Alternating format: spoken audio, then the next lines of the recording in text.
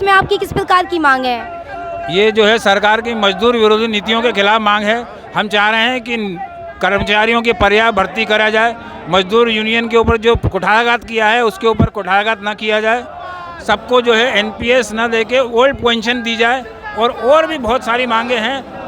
किसी को भी कॉन्ट्रैक्ट बेसिस पर न रखा जाए। कॉन्ट्रैक्ट बेसिस में रख के परमानेंट इनको जॉब दिया जाए, क्योंकि सबको आज का युवा बहुत बेरोजगार है। उनको आज परमानेंट जॉब मिलना चाहिए, उसको टेम्परेरी बेस पे उसका शोषण न किया। ये शोषण के खिलाफ हमारी हड़ताल है आज की। सरकार से किस प्रकार की मांगे हैं?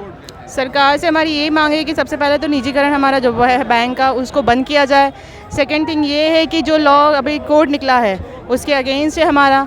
और बाकी ये है कि अच्छी हमें फैसिलिटीज़ मिली जाए। जो भी हमारे श्रमिक कार्यकर्ता है उनको और आगे उनकी फैमिली चलाने के लिए और उनको आगे मतलब अच्छी फाइनेंशियल कंडीशन हो, इस वजह से उन्हें और फैसिलिटीज़ मिलती जाए। तो ये सब हमारी वैराइटीज़ है जो जिसके लिए हम लोग स्ट्रगल कर रहे हैं, उसके लिए हम लोग हड़ताल कर रहे हैं यहाँ पे। यही जो मांगे बताई है इन्होंने, यही सब है हम लोगों की कि निजीकरण बंद करना है। सबसे पहले तो निजीकरण के खिलाफ हम लोग यहाँ पे हड़ताल कर रहे हैं। जैसा कि ये हड़ताल चल रही है, इसमें सरकार से आपकी क्या मांग है? सबसे पहले तो हम लोगों की डिमांड है कि गवर्नमेंट जो रिक्रूटमेंट नहीं कर रही है, रिक्रूटमेंट्स करने चाहिए ज़्यादा से ज़्यादा, क्योंकि हम लोग अभी डेली वेजेस वाले वर्कर्स हमारे यहाँ काम कर रहे हैं, परमानेंट वर्कर्स नहीं है।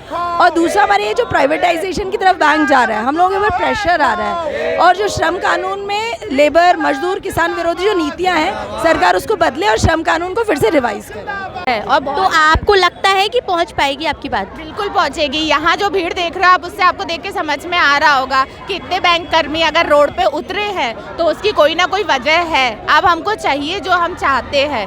तो आप क्या चाहती हैं?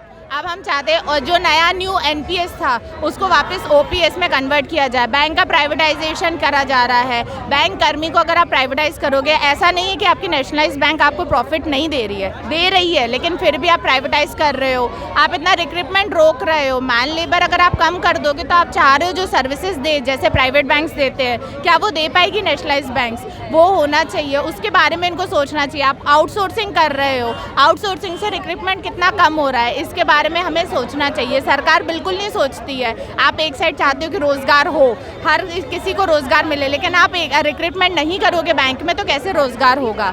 वो सब चीज़ों को लेकर हमारी डिमांड है। मर्जर को लेकर डिमांड्स है, हमारी प्राइवेटाइजेशन को लेकर डिमांड्स है। ये सब हम चाहते हैं कि सरकार देखे, समझे और उसको सीखे। बैंक आज की डेट में बहुत बड़ा, इनके लिए इकोनॉमी चलाने के लिए बैंक ज़रूरी है। आप अगर उसी को हटा दोगे तो क्या बचेगा?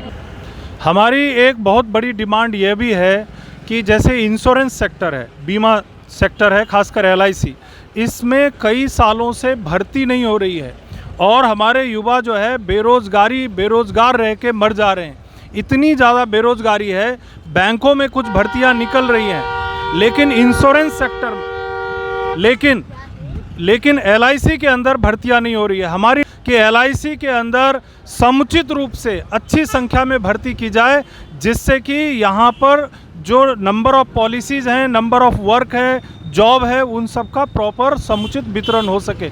और इन सब के कारण क्या होता है, जब समुचित भर्ती नहीं होती है तो हमारे बहुत सारे ऐसे लोग रहते हैं, एम्प्लॉई रहते हैं, जो जहाँ पड़ा हुआ है उनको हम ट्रांसफ़र भी नहीं करा पाते, तो बहुत बड़ी समस्या खड़ी हो जाती है। इसलिए रिक्रूटमेंट इज़ मस्ट। भर्ती होनी चाहिए हर साल में, और रेगुलर भर्ती होनी चाहिए, हर साल भर्ती होनी चाहिए।